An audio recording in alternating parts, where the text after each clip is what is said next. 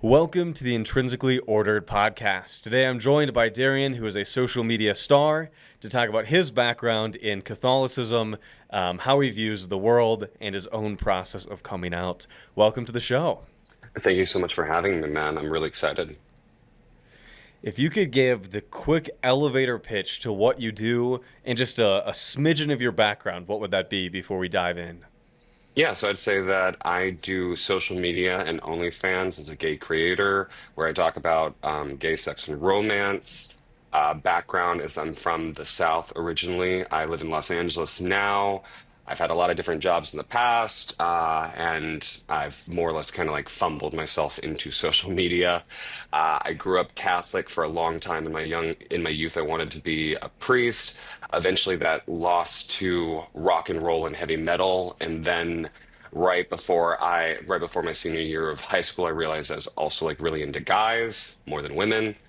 And then I basically lived as just a gay guy who didn't really go to church a lot, and then actually only recently started going back to the Catholic Church in the last 2 years. So, yeah.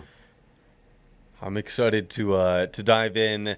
If people are tuning in and this is their first time listening to my own journey, very similar to yours with a Catholic background, was wanted to and discerned to become a priest, and then eventually left. I haven't returned to the church. Many people say yet, but I'll be excited to kind of compare notes on our own backgrounds, Sure. and how turns out a number of priests or people that wanted to be priests as kids have a very high likelihood that they end up gay later in life. Um, so let's dive into your background with your family and upbringing. I remember growing up in Catholicism was kind of a cultural identity. Like we kind of liked the piece of like thinking that there's something greater than ourselves, but we were by no means dogmatic. What was Catholicism like for you growing up? Yeah, so Catholicism for me it was a big part of like the family life, but it also wasn't like the main part. I lived on a military base a lot of my early life, so we went to a number of the churches there. My parents were friends with a number of the different priests. Some of them were Jesuits, some of them were diocesan chaplains or whatnot. Um, but we then moved when I was like, I think like 10, 11, into the countryside after my dad had retired. So I grew up in the South, like the American South. And I think the thing that's interesting with growing up Catholic in that kind of environment is that we were the minority by far. And so, in a way, it was almost countercultural to because we were the ones that were like reading Harry Potter. We were the ones that would celebrate Halloween.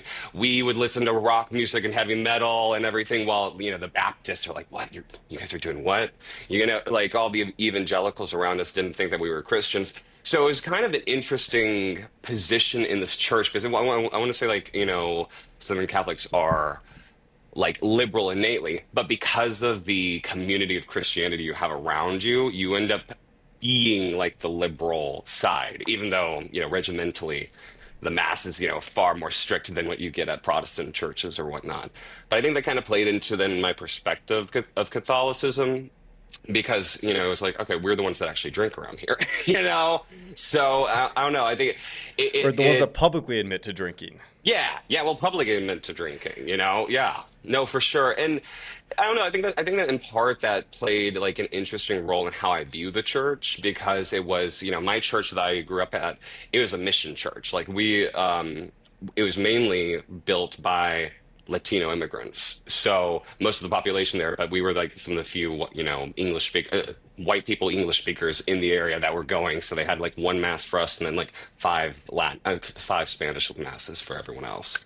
But I think it all kind of resulted in me having like a less hegemonic view of the church growing up, like one that I still loved the church and was still very much into Catholicism growing up, but not, I guess, as maybe suffocating as I think some other people experience. Like I never went to a Catholic private school, and I joke now. I'm like everyone's like, oh, I tell people I'm Catholic, and they say I went to a Catholic private school. I'm like, well, you're not Catholic anymore, are you? But yeah, so that was a lot of my early like relationship to it. And then it eventually changed when I started like figuring out learning about sex, about stuff basic, not even having sex with other people, but learning about sex and then finding out some of the church's teachings on that kind of then caused a lot of like internal issues for me that eventually I had to like work out for myself. I remember feeling that same thing too, where I was raised in kind of a liberal Novus Ordo parish, and like Oh, I'm sorry. I I'd think we've heard that broken the up a church little had bit. rules to teach about sex, but like just never really heard about it. It was never really up in sermons. Um, and so for you growing up, did God feel real, or did this kind of feel more like a culture that you were a part of? I, God always felt real. I always had a sense of like connection to what I sense as, and I'll still say sense as divinity. So it was an active, I would say that it was an active relationship. Now, I think I'm a little different in the sense that I only recently have felt more like connected to like the spirit, like even to like God himself. I think a lot of my time I very much related to Mary, or that's who I kind of like came to all the time. I would pray the rosary. I learned the rosary at a very early age, so that was even when I've not been Catholic. I still pray. I would still pray the rosary. Um, but yeah, I think that there was always a sense of the divine. Over time, there came to be issues with more the imperial aspect or the bureaucratic aspect. But the culture, was something that I do identify with, and I usually get along with a lot of the cradle Catholics now, especially compared to converts. But yeah. And so tell me about as you were getting older, you're discovering puberty, sex, sexuality. Did you realize you were gay before you started experimenting, or was it the other way around for you? So yeah, I didn't. So it was the other way around for me. I didn't really even entertain like being into guys until my junior year of high school. It was the second half, and I had a friend, and she came out to me as bi, and it got me kind of like thinking like, that's an idea, both. And guys, okay, okay. And yeah, and I think, and it's funny because like I would say that compared to most people I know when it comes to coming out, it was very easy for me at that point, or like accepting that I was gay and then coming out to who I knew I was safe to come out to. It was very easy for me because I think that what had happened early on is during puberty, I had found out, oh, you can't jerk off. In fact, my mom made sure to tell me that. But I found that out. And when I found that out, I think it was in the catechism or something. I think it was in the catechism. This was like 2006, 2007. Yeah. I found that out. And basically, like for the next 2.5, 3 years, I am torturing myself over and over and over because like I was like, wait, I can't jerk off or that's a mortal sin. And then if I don't go to confession, then I'm gonna die. I'm gonna go straight to hell. And like that was just a constant thing for like that early puberty time. So that finally, by the time I was like, I think like I finally got to high school, there had been that there'd kind of been this settling in my mind where I'm like, okay, if he's gonna send me to hell for this, then that's just gonna happen. I can't keep worrying about this. So it's kind of like, okay, if this is the issue that the Lord Almighty is gonna send me to hell for, okay. I don't think so, but okay. So when then it came down to like thinking about entertaining like the idea that I might be into guys, and I look back now and I'm like, okay, I see times where there was that interest in guys, like, but it was that question like, do I want to be him or do I want to be with him? Couldn't verbalize it then, but I can look back and see that. But like, I really hadn't entertained the idea of like, oh, I'm generally into guys until I had already kind of like moved past the point at which guilt or like worry about that being the case really impacted me. So, I'm always fascinated by a lot of this new kind of alt-right masculinity pipeline where it seems like there is this like you're watching people question their sexuality of like, do I want to be this man or do I want to be with this man? And it's fascinating watching the gym bro kind of culture online I'm almost sorry, be it's like cutting out questioning their kind of sexuality bad. in real time because of how much they put masculinity on a pedestal. And I'm wondering, in your case, you said that you were wanting to discern to be a priest.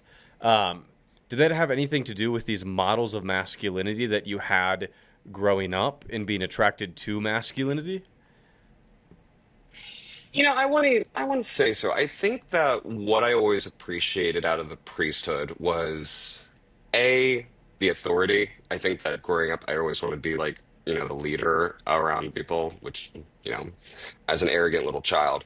But I also think that it was just the sense of this, like, you being almost a conduit between heaven and earth.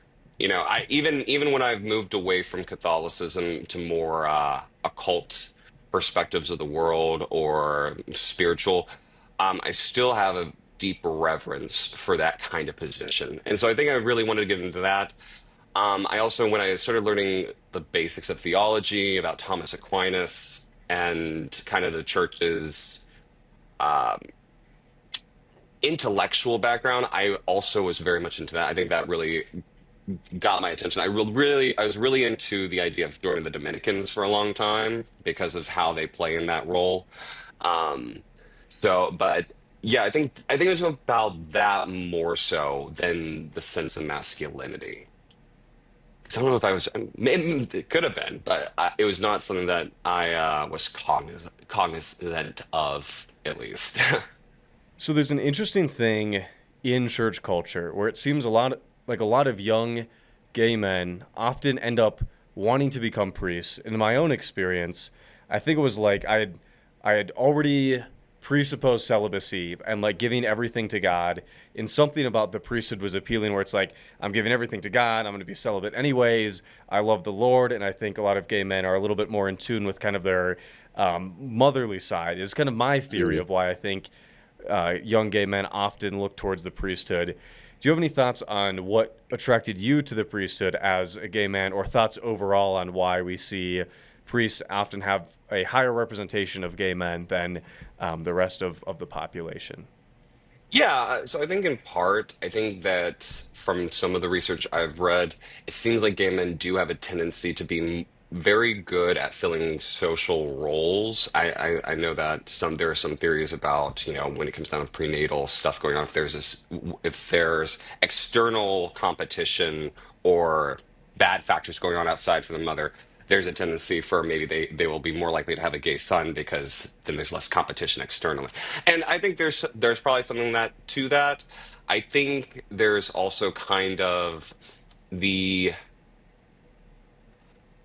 aesthetic of the of the orders of the priesthood too that appeals to it. I also could see where I think a lot of gay men have a underlying individualist bent to a certain extent that I think also could lend itself well to the priesthood in that way, and also kind of relatability. I think that gay men are pretty good at being able to relate to women, for example, in ways that straight men aren't as good at being able to do.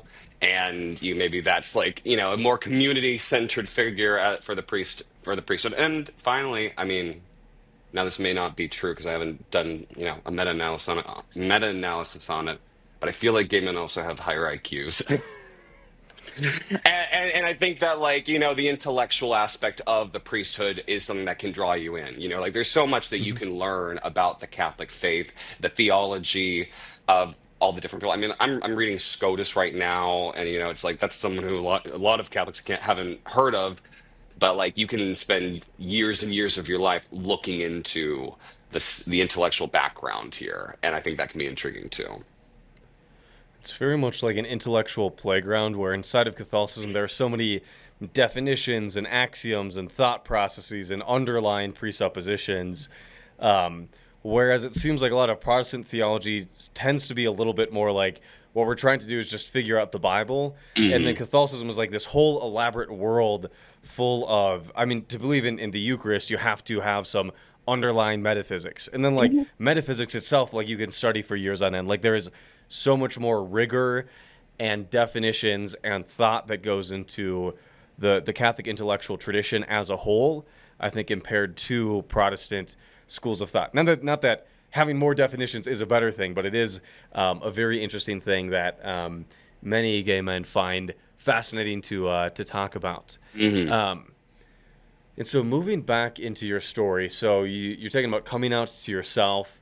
Do you remember what age, or when you came out to the world, was that first your parents and then more people later on, or is it just the 2010 era Facebook post that everybody heard at the same time. What was your coming out process like, and how did people react in your life? Yeah, so first it was to me, and then it was to my boyfriend when I realized that. It was actually so January, I mean, spring semester of my junior year, I'm like, okay, guys, interesting idea. By that summer, I realized after being stuck in a hotel with a childhood friend who several years later came out as gay, didn't tell me until everyone else knew. But I realized that I was like really attracted to him while there's this really pretty girl that was like flirting with me at this event we were at, and I was like, okay, maybe it's just men. Maybe I'm just an event. And I wrote it out to myself in this little notebook that I bought during this event. And so that was, first me just I was like, I want to write it down so I can like say it to myself. And then it was just kind of a process of like telling friends. I didn't have tons of friends by that stage in high school. I tended to be a loner most of the time. But I did tell a couple people that I was semi close with, but I knew I couldn't tell my parents. I knew that my parents were not going to react well to that. So I was like, okay, we're not going to do it. But my solution was, I'm in the middle of the sticks, living, in the countryside. There aren't a lot of gay people. I don't want to tell any of them because I didn't know how loose their lips would be. But I started to get on Twitter a lot, and that's when I found gay Twitter, circa 2012, 2013. And that was actually like when I started talking to other guys who thought they were gay. And I started like talking to guys who were like across the country or maybe over in like Europe. I actually just met one of the friends I initially met on Twitter during this time. 12 years ago. I just met him in England when I went to Europe this last year, which was really cool. But then I ended up, my mom eventually found my phone, found texted me talking to a gay guy in Los Angeles. It was my age, but she found those texts. And she was not very happy about it. She screamed across the house, Darian, is there something you would like to talk to me about? And I knew instantly, like my body, it was like electric. I was like, she knows. She knows. And I started looking at the window of my room, being like, can I push out the screen? And then I'm like, well, I don't have my keys. I can't really get far without that because we live in the middle of nowhere. And so I finally came out and she's really upset. She's like, I just don't believe it. I never thought you were gay. I just don't know why you would do this. Yada, yada, yada. Wasn't happy about it. Told me that I needed to be the one to tell my dad. Um, and more or less for like the next week, then like every other day when my brothers weren't around and my dad wasn't around, she'd like more or less like turn on me and be like, "Why do you still think this? Like, how could you think this?" And it's just over. And I'm like, "What am I supposed to tell you? This is how I am right now. This is where I'm at. I like guys." That never fully, even till now, she doesn't, I think, really believe. I think last year, because I don't like to bring it up to them at this point, but even last year, she said something along the lines that she still prays that I end up with a woman every day. So, my dad, on the other hand, was far more calm about it. We were alone at the house one night, like 2 weeks after my mom had found out, and he walks over to me with this printed paper because he had typed stuff up, and he was like, "So your mom tells me, hey, this is how we think, this is how you're feeling about stuff. I don't know if I think that's true of you, but I don't know. She wants you to talk to a priest or maybe go somewhere. I don't think that's really the right answer either. Just if this is the case, just don't make being gay your whole life." Which I was doing good for a hot minute, but the last 2 years hasn't been so good. This public persona is anything. But yeah, so With that was that. Oh, sorry. I was going to say, with your parents, I've seen some homophobic parents or parents that take a little bit longer to accept their kids. There's like principled homophobia, which is like, this is because of my religion that I have to uphold like these particular pillars and these decisions. And then Hmm. there's some parents that just, for no apparent reason other than like some sort of cultural or political or religious like amorphous blob, aren't Hmm. accepting, but it's harder to deal with in some ways because it's not clear where it's coming from.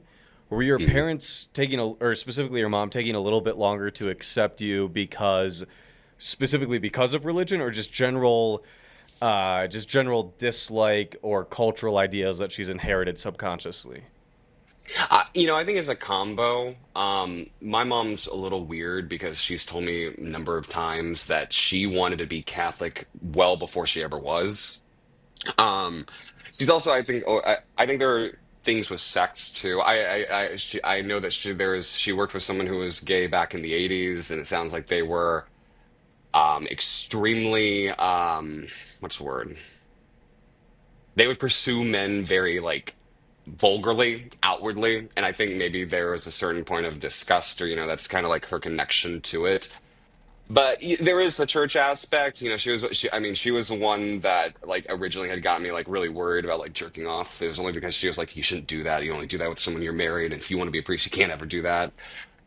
So I think there are just certain like personal things that combine, and I think that's probably an aspect for homophobia in general. I think it's like, is it a question of, is it an innate disgust or dislike of something different that you've never experienced that then gets, reinforced by the religious aspect, or is it this religious aspect that then just kind of like, real life does comport more because of the, chance experiences they have, So I don't know if I would be able to decipher for her where that originates from, but I think it's a combo of the two. And I think the church's perspective has helped reinforce it. She constantly mentioned for a while, um, theology of the body. Sorry, it took a second. No, not Tob. Yeah. Yeah, so yeah, I don't know, and it's funny because I would say like it's hilarious because most of the extended family is now fully aware. No one has ever voiced any issue with it. They all know she's never talked to anyone of them about it because she doesn't want to talk about it. Even her best friend knows. I've talked to her best friend about it, but she doesn't want to talk to anyone about it. As if it's a very much a don't ask, don't tell kind of situation, which I guess makes sense coming from a military family. And so when you were coming out, you're dealing with some people in your life that were there for you, some people that weren't. How were you viewing religion during this time? You had mentioned that when it comes to sin, it's like, well, if God's throwing me into hell for jerking off, then it's kind of like, what the hell? Like, we're already gone. Was it that you threw away just the concept of I'm going to hell, or did you throw away the concept of being part of the Catholic Church altogether at that point? Yeah, so I think it was more so the concept of hell. I think I had to rid myself of this view of God and divinity as this kind of divine tyrant, the cosmic tyrant model that I think a lot of people either implicitly believe or is at least like the logical consequence of how they treat religion and spirituality. And I think it's not been surprising then that around the same time of this senior year, I got into yoga a bit. There's a new asana available in my county, so I started doing hot yoga a bunch. I heard about the book Eat, Pray, Love, so I started reading that. And so I think, yeah, and I was still praying the rosary at different points during this. I was still going to mass with my family, but I think I was at the same time kind of building out a more broad view of how I felt I sensed divinity to be, finding different ways to be, and without all the trappings of like, okay, is this a sin? Should I be feel guilty about this? Should I be worrying about if I got an indulgence or not out of this kind of deal? Um, and so I would still say that I was Catholic. And I've honestly said that I'm Catholic most of my life. I don't know if there are any periods. It was just periods in which, like, was I going to church? A lot of it not as an adult. It's only been recent that I have been going to mass consistently. But I still identified with a lot of the spiritual practices. I think that for me, when it comes down to my relationship to Catholicism, it's a it's a matter of like, okay, the methods of reaching God or feeling connected to divinity, those are still the channels that I still find and appreciate a lot. And I have different views of them now than I did, 12 years ago. But I think at most what happened was just kind of an expanding and less of a focus on the Catholic aspect and more exploring like, okay, well, meditation in general, what does this feel like? How am I getting, spiritual benefit from this? Yoga, etc. So yeah, I would say that it was getting rid of the the guilt of God, the idea of the, God that's constantly like watching you, like as if you were in the panopticon kind of deal, and more so kind of broadening my sense of what is beyond me. I love the way that you put it of expanding like your view. A lot of traditional Catholics that I talk to are like, we're the only ones that have God, and everybody apart from us rejects God and hates him. But it seems like most people leave like a dogmatic conception of a religion, not by hating and rejecting God, but by expanding the number of ways in which somebody can connect to the divine or connect to the transcendent. Mhm. Um, Tell me a little bit about how you started working on social media and OnlyFans. Was that before you then got back into kind of attending a Catholic church? No, actually, it came after. Um, Nice. so what had happened is I've been living in Los Angeles. It'll be 4 years come this July. But I was stuck in a dead-end job for a year and a half. And um, I was smoking a lot of weed. I was doing Uber Eats too to make ends meet. And every morning I was in this situation where I was waking up and I hated waking up. I was waking up and like I got to go to this job that I don't want to be at. That's very stressful, where I was one of like the five people in the building that knew English, so I couldn't talk to a lot of people. And I was just really hating like that I had nothing in the morning to like look forward to each day. And I was back home for Christmas, and I went to a Christmas mass with my parents. And while I was there, this would have been 2013. No, 2022. My bad. December 2022. I was back at my parents' church, and I was like, you know what? This would actually be nice to do in the morning. Like if I had something, like just to go to like a mass in the morning. Maybe that'd be something, worthwhile. So I'd known that there was a church really close to me for a long time. I hadn't gone yet for like the 2 years that I was here. But I was like, okay, let's see. Do they have a morning mass? Oh, they have a 7 a.m. Oh, but, it's walking distance. Okay, I can get a little cardio in, go to the mass. It's a daily mass. It's shorter than all the other ones. So yeah, come the second of the year, because they were closed New Year's, I started just walking every morning at like 6:45. I'd walk over to the church, be there for the 30-minute service, and then come back. I was actually enjoying it. I was like feeling a lot more peace in my life because of it.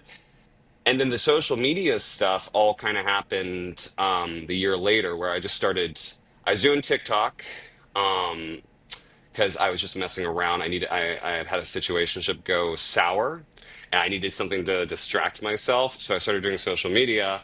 And at first, it was like I was big into the astrology and tarot card TikToks because I couldn't afford a therapy at the time. And those are a very useful, cheap version. Like, okay, let me run this through my head a couple of times. You know, okay. At a certain point, you're gonna need to drop it because they're not coming back. But I was doing that kind of stuff, and then I went to a gay sex party right before my birthday, and afterwards I think I was semi-drunk, but I just made a TikTok about it, using, of course, like the euphemisms from TikTok to like not get it, not to get my account struck. But I did that, and it blew up, and I was like, okay, seems like there's a market here. And so I just started doing that. I started making more content that was like gay centric around gay sex. And I'd always been into hooking up and filming it. I always found it hot. So the OnlyFans was kind of like a logical extension after Yep. that. I had an alt account that eventually I had enough guys who were like, oh, can we film? Can I post? I was like, okay, sure. I started verified the OnlyFans before, like 3 months before I ever posted anything. But I was like, hey, you can post whatever you want, just don't show my face.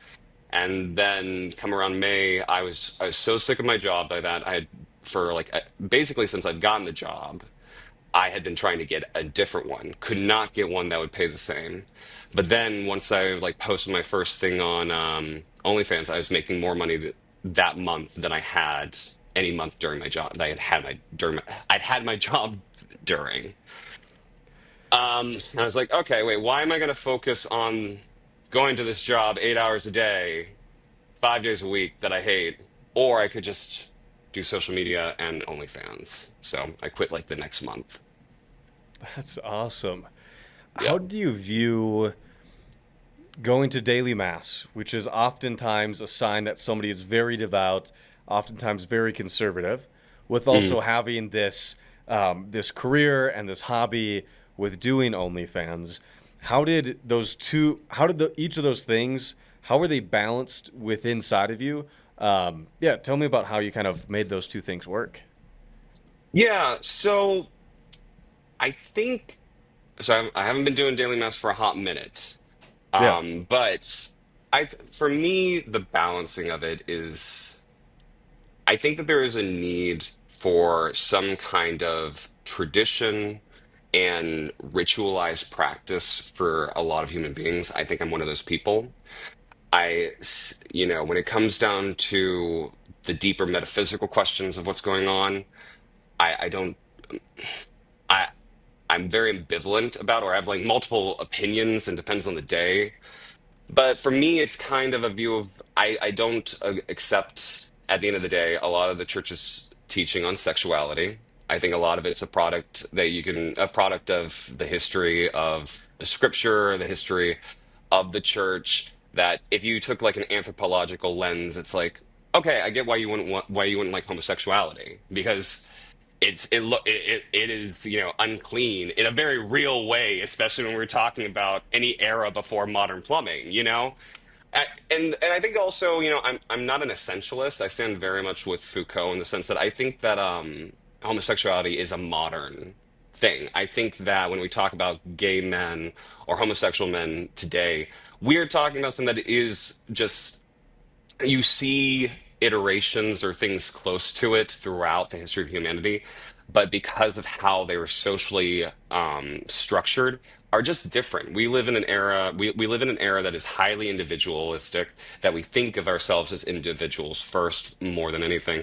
And as such, now when it comes down to identity and sexuality, I just don't see the church's perspective on it as working with that. I don't think that it's the main interest of the divine about sexuality. Not to say that I don't think that there aren't ethics that should be built and structured and understood with sexuality. I think we definitely can, but I just don't find the idea that the divine has this deep interest in my sex life. As long as I'm not harming other people, as long as I'm being forthright, I just don't see the reason why, they would have.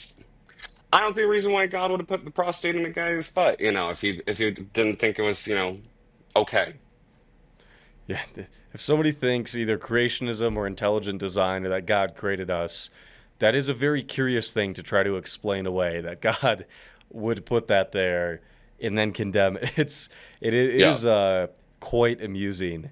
Um, Tell me about as you're starting this work with OnlyFans, you're attending and considering yourself Catholic. Were people that you would see on the weekends you attended, were they or did they know about your background with sexuality, with career, all of that jazz? Or was it kind of, I go to church and they know me as one thing, and then I have my out and proud friends that I'm also out to, and those two worlds don't Mhm. collide? Or did you find the parish that had that overlap and was supportive of you and your decisions? Yeah, so so there's this term that I heard from a queer man from the Middle East who talked about coming in to the community instead of the idea of coming out, where you kind of like announce, "Hey, I'm gay to the world." Their view, they preferred the idea of coming in, where you find Mm-hmm. people that you have a relationship where you think, okay, I'm safe to tell them and they'll be accepting. Maybe they won't be happy initially. And so that's kind of been my approach. There are a lot of people that I just don't feel need to know. There's no reason that I think I need to like push that. I'll say I do social media or social media management. But the other stuff, it's there. I don't feel like there's a need to bring it up, and if it's not an issue, that will be interfering with our relationship together. But I do have friends because I did join the young adults group, which was very small at the time. I did join that group and found a number of people who, liberal. Saying liberal and conservative is kind of fraught of a spectrum, I feel, with the church. But they're very liberal in the sense of like they know everything. I've told them all the things, and they're like, okay, cool. Like they're chill. Like It's funny because I've actually had some who, when I because I would tell them about like the gay sex parties, and I actually had them once. One guy, no, two guys once say, "Huh, I obviously don't want to do anything, but I kind of wish I could like go and see because this sounds so crazy." I'm like, okay, I didn't expect you guys to be telling me that. Like, this was not the conversation I was expecting with my Catholic drinking buddies. But okay, who knows? Maybe we can arrange something. But yeah, that's kind of been my approach. Because on the one hand, I have a deep love and respect for the church I go to because they are very open minded. They're very accepting of everyone. They make it very clear that, whether you're divorced, trans, gay, anything, they want you there. And so part of what I try and navigate is like, okay, I don't want to create any scandal or any issue for my community who has accepted me because quite frankly, there are a lot of people who, with someone like me, if they could find a way to do it, they would use me to harm what they see as like the liberalizing or bad aspects of the church. So in part, it's kind of it's an intentional move towards harm reduction for those who are still well within the church and who are very loving and accepting, but who are better off if they don't have full understanding of everything about me. Well, it is interesting how so much of conservative religion is performative, where publicly people, especially internet personalities, do have to have an opinion on everything and condemn the one thing and to accept the right thing. And then you talk to most religious people one on one, and you start realizing that like people have a people have a much broader idea of what their God does and doesn't allow, and their own inability to uphold every single teaching that they have. It always amazes me that behind private doors, most religious people are more accepting than I think many liberal atheistic types on the internet would think that the average person is. And so that's awesome Mm. to hear that people are aware to various degrees of what you do, and that you've found a place that is accepting of you, and it hasn't kicked you out of the door, and that some people behind closed doors are a little bit different than maybe some of the toxic internet discourse. Uh, Mm. and on that note, the first TikTok that I saw from you was from a friend who sent me the video of you talking about the cradle Catholic versus convert discussion within the church. And then I looked back on your page and was like, oh, so he does a lot of different content. Tell me a little bit about what you were saying in that TikTok and some of your thoughts on the church as this dynamic institution in the middle of a culture war, both internally and Mm. externally. I'd love to hear your thoughts on that. Yeah, from that TikTok, I think one of the big things I was expressing is I found a lot of people who convert to Catholicism, especially online, because I've been on a lot of the Reddit forums and stuff, is the church provides a very clear um, approach for people who are very scrupulous. Like, if you are worried about a bunch of things in your life or about what's going to happen in the future, the church gives you a very straightforward approach if you follow it. Be like, this is wrong, this is right, this is wrong, this is right. And, I think in a sense, people who have that kind of personality are going to be inclined to the church. And I remember seeing this like when I was younger. Even at the different churches I would go to when I was younger, you would have so many people who are like very relaxed. The general population not crazy about knowing all the catechism or anything. But then you get these individuals, and a number of them become CCD teachers or like the ones who run the CCD classes who converted, and you get this sense that they have this anxious personality type. There's this like underlying anxiety that seems to push them, and I think that's where I see a lot of that. Where the people you find that like really hold on to the rules and to the catechism and are very strict about stuff.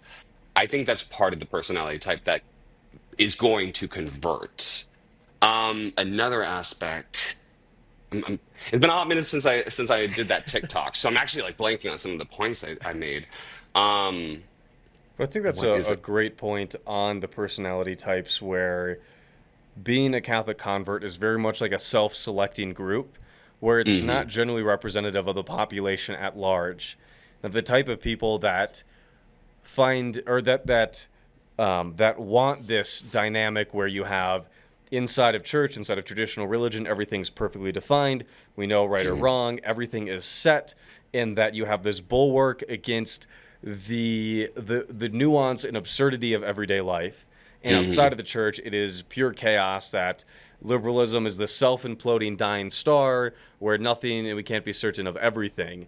And so the people that like in the newest generation of Catholic apologists love to sell on that axiom. They sell Hmm. not under, oh, there's this amazing culture that we're a part of, or like there's this message of redemption. It's very much like the Protestants and the atheists, because there's no other religions on planet Earth. It's just Protestants and atheists, obviously, and Hmm. Catholics. And the Yeah. Protestants and atheists are always disagreeing on things, and they can't figure out how to interpret the Bible, or the atheists can't even figure out anything about the world. But being Catholic is like throwing people this life vest in like their self-created whitewater rafting tour, and they Hmm. get to cling on to set definitions, and they're like, the church has never changed in 2,000 years, which isn't true, and that the church has black and white answers to everything, which when you actually look Hmm. into it isn't true. It fades away, but it is the sales pitch of the newest generation of people who encourage Catholic converts that there is this, we have definitions, we have certainty, we can have certainty, and you don't have to deal with the nuances of everyday life. Yeah. No, and I think it makes a lot of sense too. I think that in general, this the reason why it's being sold is that especially now is I think that we are going through a very particularly liminal period in modernity. I think social media has really and the access to information has really broken down a lot of institutions. And so the church, especially as pitching itself that way, comes forward as like, okay, there's a lot of chaos. You don't know anything, but like come to us. And here's the thing is I don't even necessarily think that's a bad way for traditional religions to present themselves. I think that, in modern life, the one thing that we can guarantee is that things are going to change. The one thing that's kind of nice to think is, hey, this tradition has not changed. I've got at least one hand on something that isn't going to move. But like you said, anyone who does enough church history will realize quickly that's that's a good sales pitch. Um, and yet, I would also say that's also like learning that it's not totally true. I think has always been what I've loved the most about the church, and why I still, call myself Catholic, even though there are many Catholics who would say this guy's not Catholic, do not listen to him, and that's fine. But I think it's because you look at the church, and the body of the faithful has always been far beyond what the Vatican would like you to think, or what the magisterium or curia would say is the doctrine of belief. It's always been far beyond that, be it the folk side of the religion that developed in Europe or South America, the differences in Irish Catholics before, like the Renaissance compared to like the rest of Catholicism or whatnot. I think that in a way, it's that's been the side that was like showing that it was more chaotic. It was actually has been what's kept me using the term and kept me going back to spirituality. I think one of the dangers of the new convert movement within the church is that because it's a self-selected group that thrives on certainty and condemnation, that they often think that the way for the church to stay relevant is by dialing up the certainty and condemnation dial, because their group loves that, but it's not representative. And so for a lot of people, they would hear your story and go, well, actually, if the church was more condemning of you, you'd be more likely to be Catholic, which is just like an absurd axiom. Versus like Yeah. to say that we have a large tent and that we Hmm. are welcoming, like they think that that somehow implodes Catholicism, but it's because they're seeing their self-selected, hyper niche, terminally online, Gen Z new version of culture war Catholicism versus Catholicism as Hmm. a investigation. And I often like to think of like there's Catholicism and then there's what the Vatican says, and Yeah. they're almost never aligned. Like there's Catholicism when you go to investigate it, when you talk to people, when you don't have a preconceived notion of what Catholicism has to be. It's quite Hmm. diverse. And to your point, there's the people in the pews, there's the people that have lived this, there's people that incorporate many different elements. And then there's Hmm. like what the catechism might say or what like the Catholic debate professionals have to say. And those are almost like Hmm. two different worlds that's hard to communicate to somebody who's new to the faith and has only ever experienced like terminally online culture war Catholicism. Yeah, yeah. Well, and I would say it's even because Catholics ourselves. Even I have a friend who she was raised evangelical, a bunch of different like Universalist churches and stuff, but Hmm. like pretty hard Christian, anti-LGBT. But when she got to college, she started really exploring. Now she's an atheist. But I remember when she asked me about Catholicism, I gave her my answer, and she looked at me. She's like, "Every single Catholic I have ever talked to has given me a totally different answer about Catholicism." I'm Hmm. like, that sounds about right for the Universal Church. That sounds about right. One of, on kind of the last note here, a lot of my viewers are somewhere in the Catholic to not Catholic and straight to gay Mm, spectrum. And there are so many people saying what you can and can't be. Where on one side of the church it's like you can't act on your same sex attraction, but you can be Catholic. And then on the other side it's like in order to be a full participating card carrying member of the queer community, you have to reject all religion. And you see and they hear both of these things from the side. What would be your advice to especially a young person who's trying to figure out, can I be gay? Can I be Catholic? What advice would you have for them if they're trying to pick and choose which one they can have? yeah, I think at a certain degree, I would say I'd push for a utilitarian approach. You know, for me, like I said, my connection to Mary, to the Rosary, and to that aspect, I think I was never going to give up, even when I wasn't going to church. It's always brought a lot of peace. It's always brought a lot of a sense of connection for me. And I think for the rest of it, you kind of have to take it as a journey. You know, I don't, I labels are great for description, but I think that at the end of the day, especially considering the modern church, it is a contradiction. I think it's one that has to be lived and experienced and worked out over time for each of us. You having building a community of people who are similar is really helpful. But I think it really takes, discernment. If you're going to a church and it's just making you question like, oh, is being gay, bad? Am I a bad person? Yada yada. There's a point of like, well, is it because you're treating people in your relationships bad, or is it just if that's the case, then like you got to change your behavior. But if it's because of who you are that the faith is making you feel bad, then you probably should take a break from it. I think that my approach to spirituality is not one for everyone. I mean, even when I say I'm Catholic, the truth of the matter is that I entertain, I think, yeah, three different metaphysical positions at the same time. And it's kind of like depending on the day of which one I feel more hardcore about, but like, for example, if someone were to, put a gun to my head and say, statistically, is there a God? I'm like, probably not. Like, when I was in college, most of my friends, even now, most of my friends are atheist or agnostic, some spiritual. But up until me going back to church, I didn't have Catholic friends. But in college, me kind of really sitting with the idea that kind of like cosmic nihilist perspective, because some of my friends were very much there. Um, I'm more of an absurdist in the line of Camus, if that's the direction I'm thinking. But I had to sit with that, and for all intents and purposes, there's a good chance that like this is all there is. There is no higher power. There is nothing beyond what we are experiencing at this moment. And you know what? If that's the case, then I got to live my life in which I will be happy with the life that I lived, right?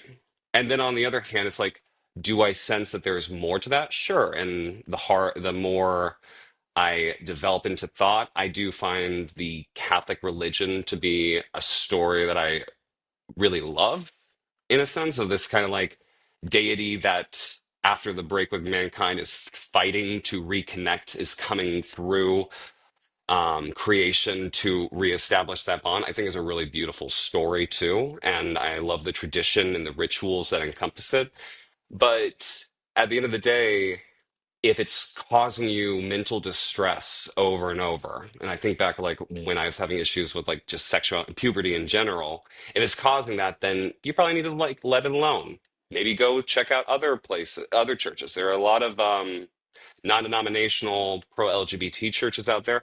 Also, try meditation, be it in the Hindu style or a Buddhist style meditations, and explore the other avenues of spirituality that are at hand, that are available, that are easily accessible. I think my return to Catholicism is more so because I do appreciate, especially as a modern man, having spiritual structure to move forward from, and makes me feel like I have routines and rituals that help that sustain what feels like the rest of my life is more chaotic and harder to navigate without having those structures. I love that way of looking at things because when people often ask, can I be gay? Can I be Catholic? Like there's all these questions as if you need permission to be honest with Hmm. yourself and to find things that work. That like there's an answer somewhere if you go looking far enough that there's some yogi who has the answer, can you be gay and Catholic? Or Hmm. do you have to leave religion to come out? Or can you rejoin a particular religion? And Hmm. then you start realizing that like if we can have this expansive view, and there are so many different ideas out there. And religion is ancient in many ways, which means it contains wisdom. And it's also ancient in ways in which our modern conceptions can't grasp at it. And so if Yeah. we can, and I love your very practical approach to Catholicism, not as some like ontological truth claim that's out there, but a lived reality of what makes your life better, a culture to be a part of, in an amazing set of routines and rituals and community to be within. I love that Hmm. perspective. I always love hearing people's experiences of religion because in traditional Catholicism it was like it's either all or nothing, and then I love Hmm. hearing stories like yours where you're not afraid to borrow and to change and to update and to think deeply. So it's been awesome having you on the show. Where can people connect with you and your work? Yeah, so most of my work, you can just find me on Instagram. I'm working on some future projects now, but you can find me at Darian Black Official on Instagram and TikTok there too. Awesome. And for people listening, if you want to make all of this work possible, I have the Patreon for early access to videos, to join a private community on Discord for a whole dollar a month to talk through these issues and people kind of reconstructing and deconstructing and figuring out all these big life things. And you can find this podcast everywhere at Intrinsically Ordered. And thanks again for being on today's episode. Thank you so much for having me, man. I appreciate it.